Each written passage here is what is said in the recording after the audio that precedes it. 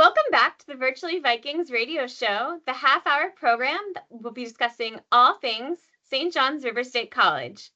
Each week, we'll be spotlighting a new degree or program, events, or resources that are offered through the college. I'm your host, Mickey Johns, and today the topic will be SJR State and the updates that are coming to the college. Who better to share those insights with us than the guest today, President Pickens. Thank you so much for joining me today, President Pickens.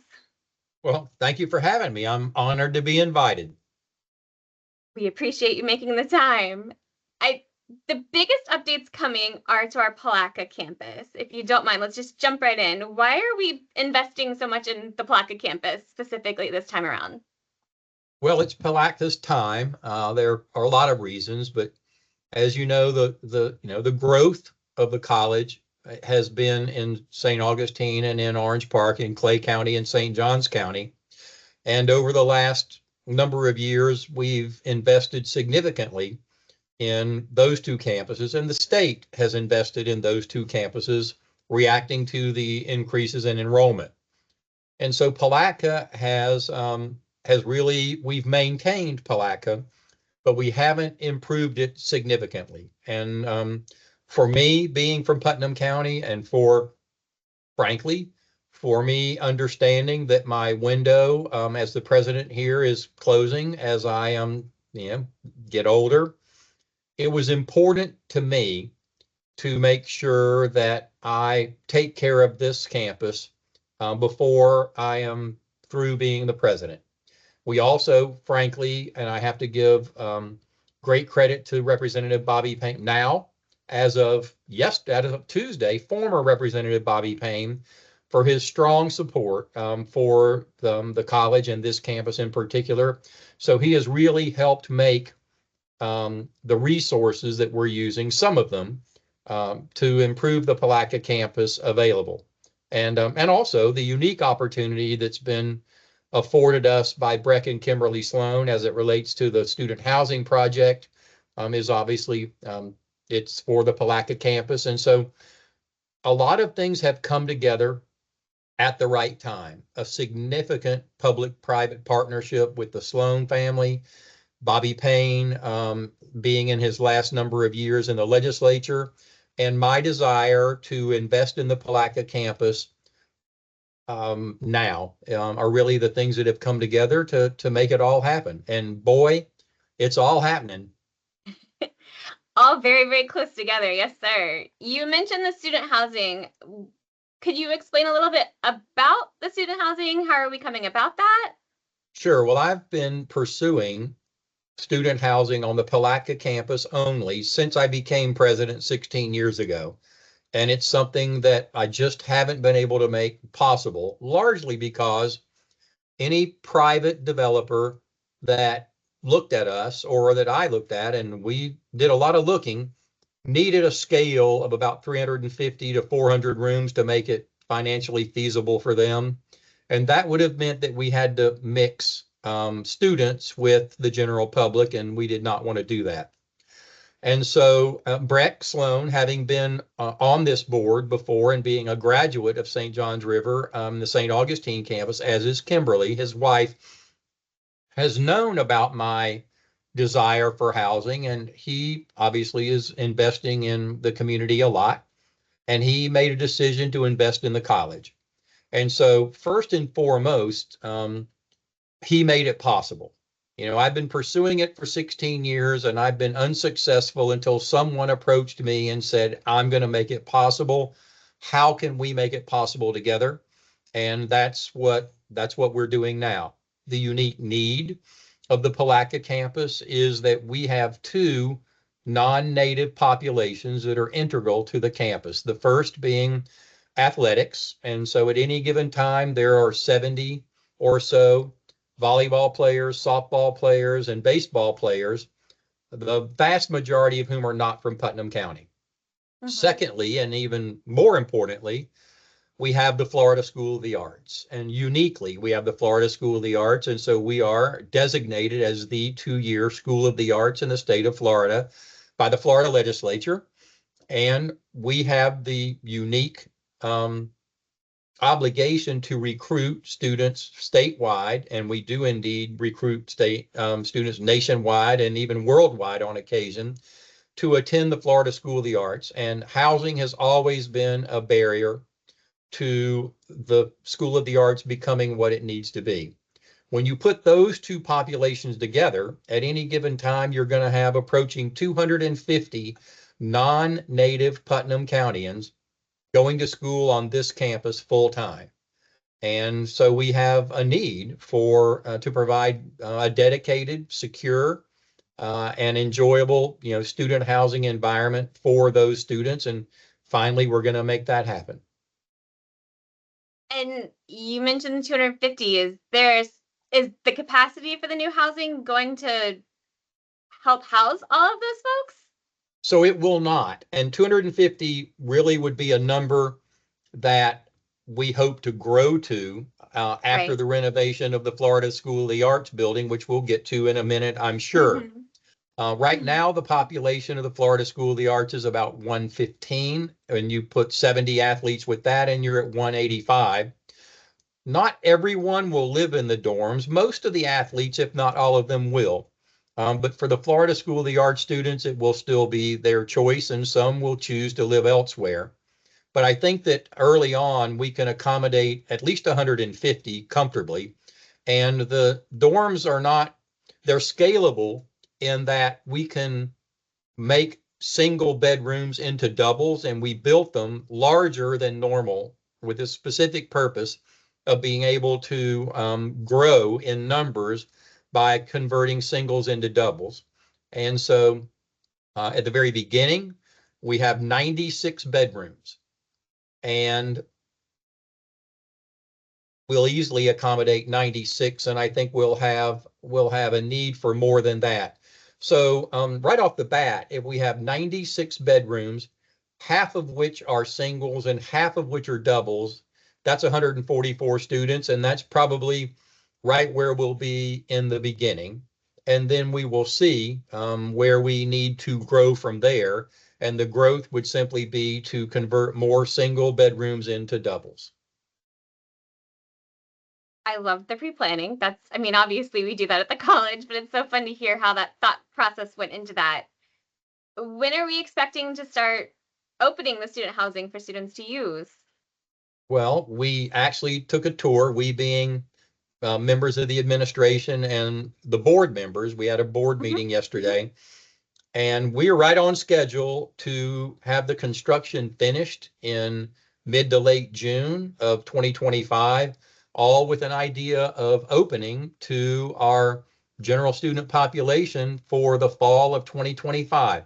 So look, we're talking about only a few months away now. We'll have this, spring semester is here, and then we'll have summer, and then it will be time. So it's and right now, of all the things that we were worried about construction delay wise, we've overcome, and so right now we're right on schedule to open for the fall of 2025. It's amazing. It feels like we just broke ground recently for it to already be so close to being done. How do students apply for this housing? Is there a specific way to go about that? There will be Okay. so the student housing will not be owned by the college. We are leasing the land upon which the student housing project will be situated to Mr. Sloan's company, a company that he created. So Capstone is a company that will be managing and operating the student housing. So there will be information up very shortly now on our website about how to apply for housing, where to apply, what the cost will be, and so that's how it will occur. So information will be available through the college, and certainly our advisors will know all about the process, but the actual process will be through Capstone. Perfect. So definitely just watch the website and stay in contact with us on campus. Mhm. You brought up the renovations to Florida School of the Arts and how we're hoping to help that grow. What renovations can the population expect when it comes to that? What's coming to Florida School of the Arts?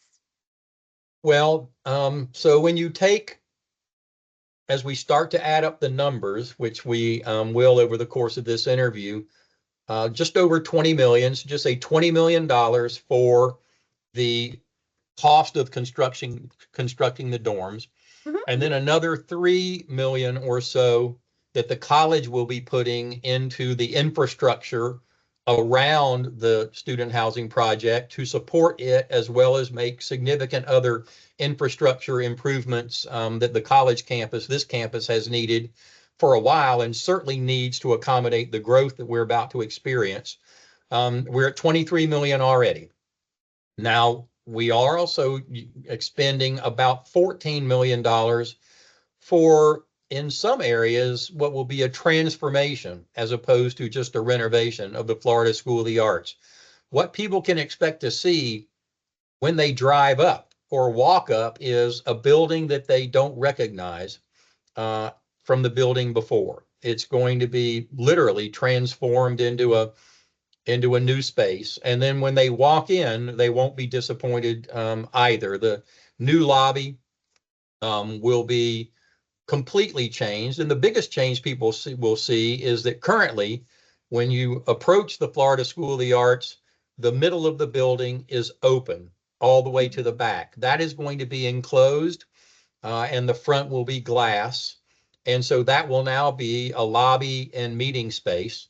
We're completely renovating the theater space. We're moving the black box theater completely, and it will be brand new over near the theater space. And we are increasing the size and the scope of many of the classrooms and faculty offices. There will be a bridge that will go. Most people don't even know that there is a second floor to the Florida School of the Arts in the, what would be in the back of the theater above it.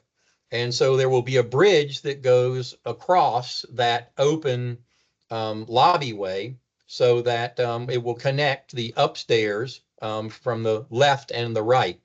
And so really it will be a different building. For most people who are familiar with the building, they really will feel as though we've constructed a new building altogether. We've just taken the space that we have and made it a whole lot better.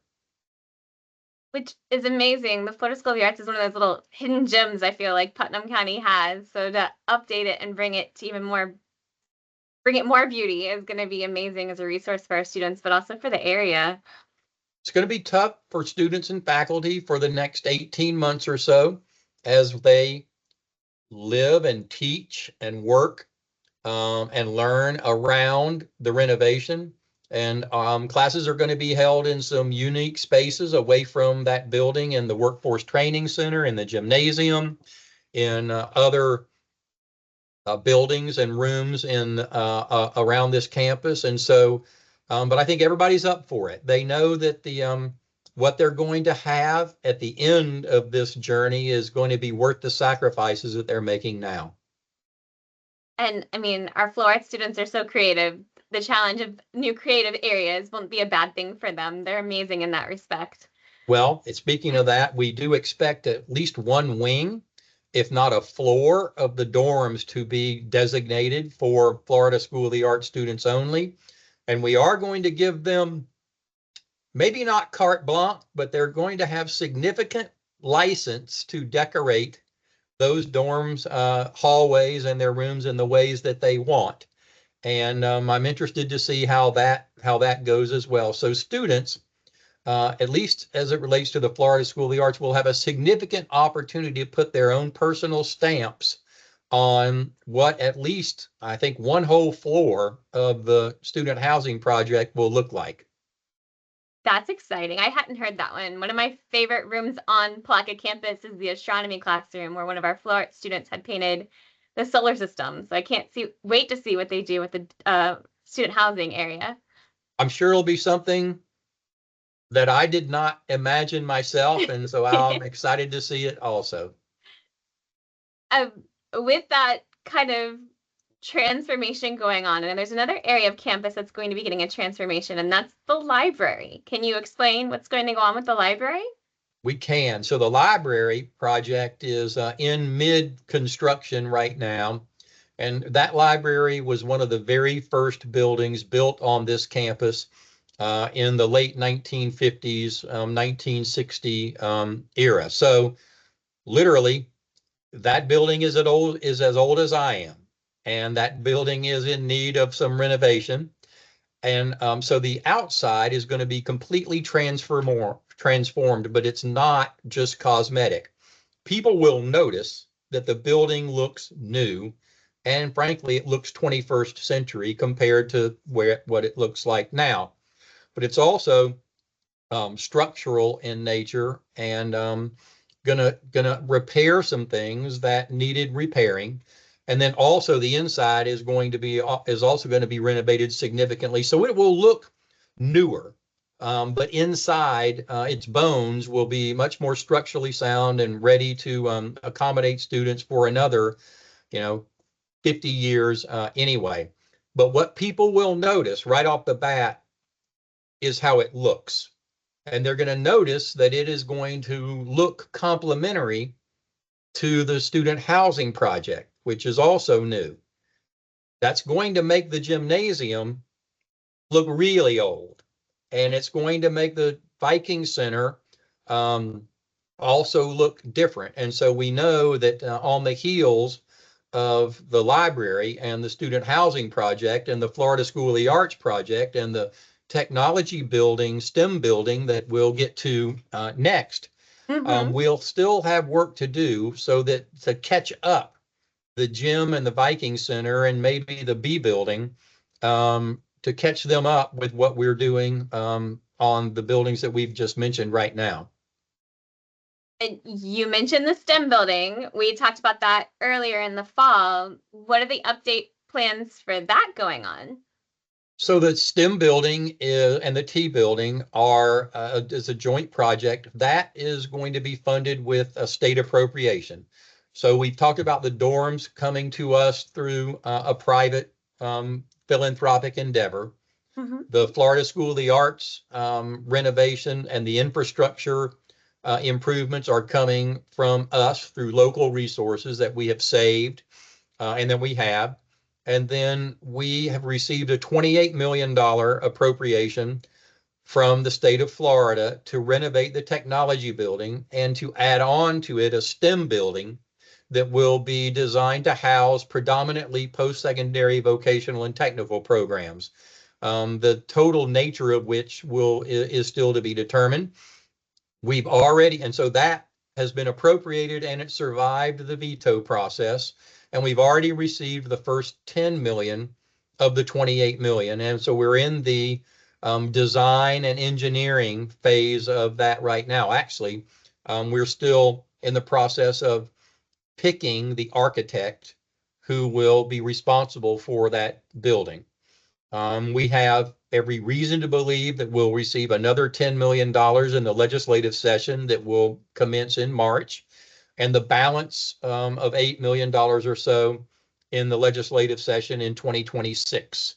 And so construction will start and it will be ongoing as we receive our money, but at least we'll know by the time construction begins in the fall, probably late fall of this year, that we've received the second $10 million and can start, in earnest, especially with the renovation of the T building, which also is a very old space. It sounds like in the next few years, the Placa campus is going to be completely different than what anyone looking at campus looks like right now would see. Visually, I think that portions of it are literally going to be transformed.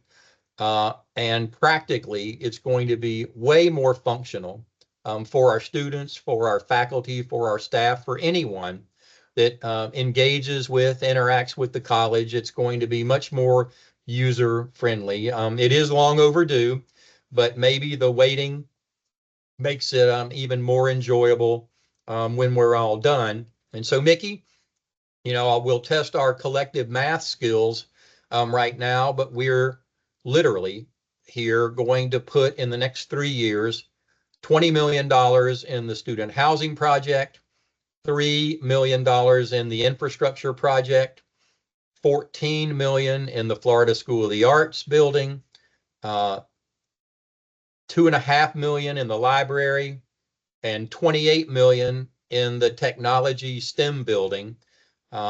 Where does that put us? It's got to be in the nature of $75 million or so. Do you have a number for me?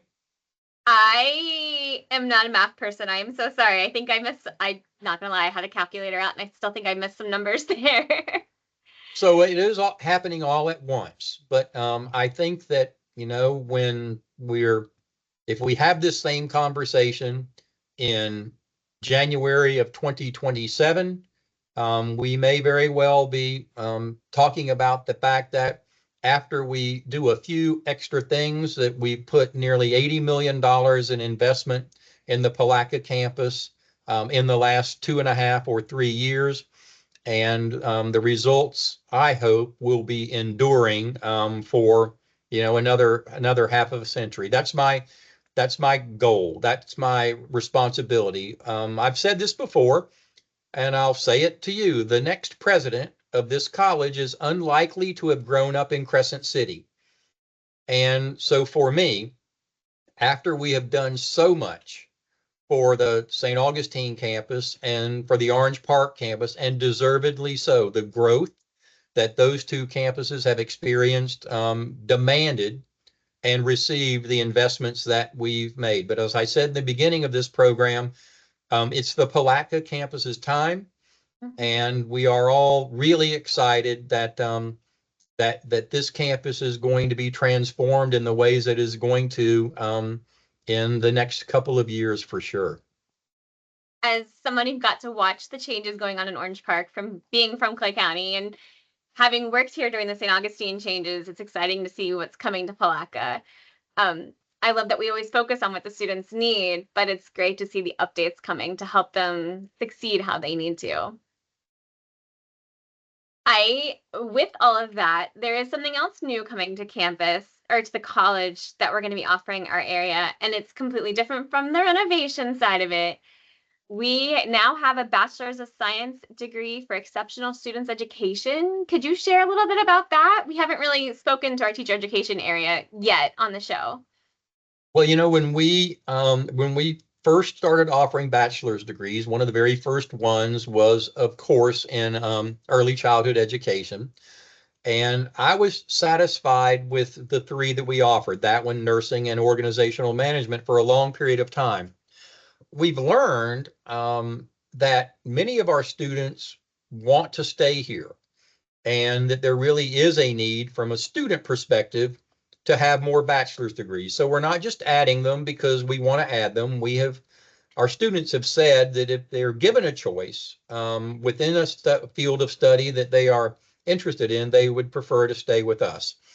And so we added a bachelor's degree last year in the criminal justice field. And then this next one is in exceptional student education, which we all hear that there's a teacher shortage, and there is. And so there's a need for classroom teachers everywhere.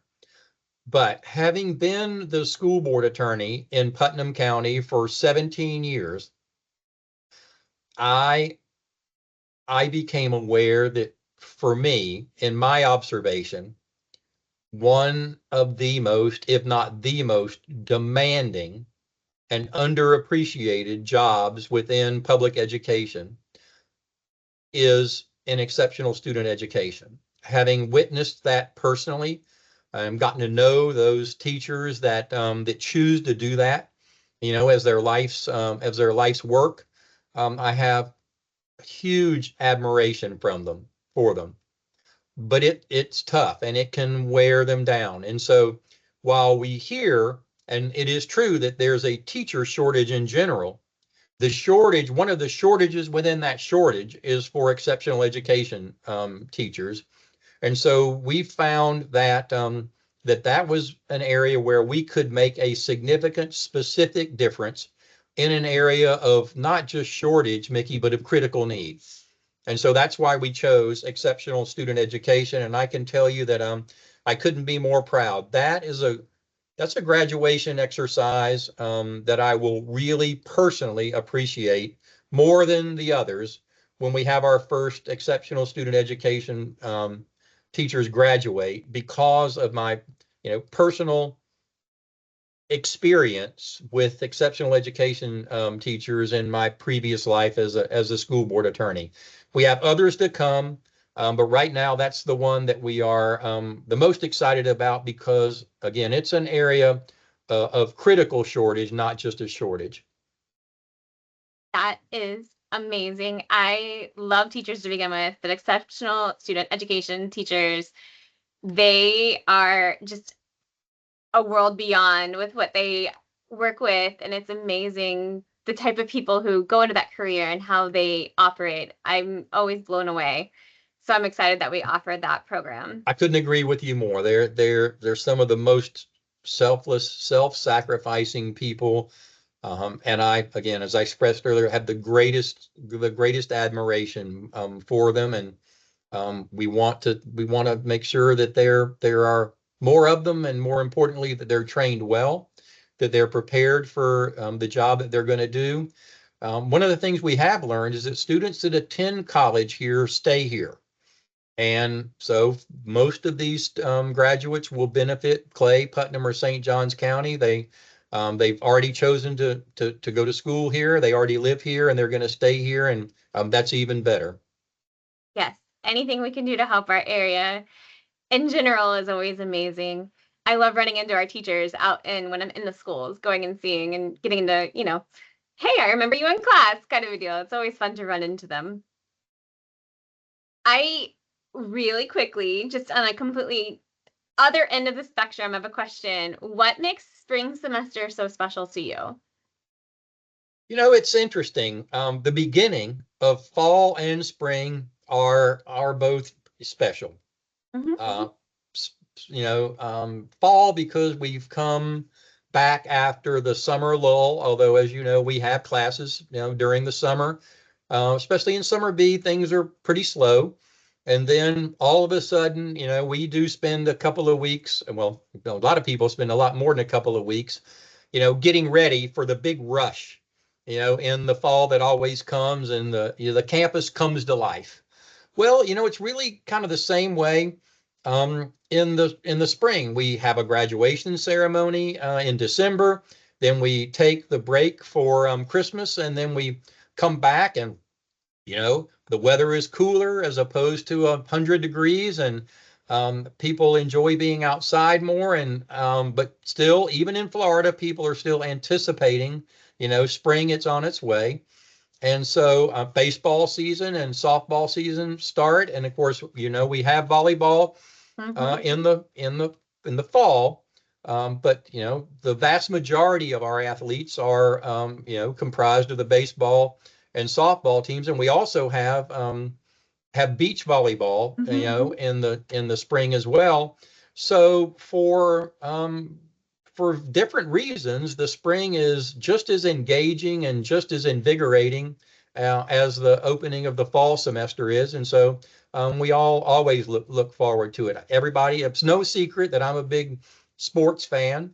And so I really do get particularly excited about being outside, in February and March when the weather is beautiful in Florida, and enjoying watching our student athletes compete. I right there with you. I love going to watching all of the athletics, and I love seeing the students that were a little nervous at the beginning of fall. They've kind of hit their stride when they come back in the spring, and they have their own little pockets of places. It's definitely a fun time to see a whole new different first day of classes That's in a that great respect. point. We also get to see those students that have stuck with it.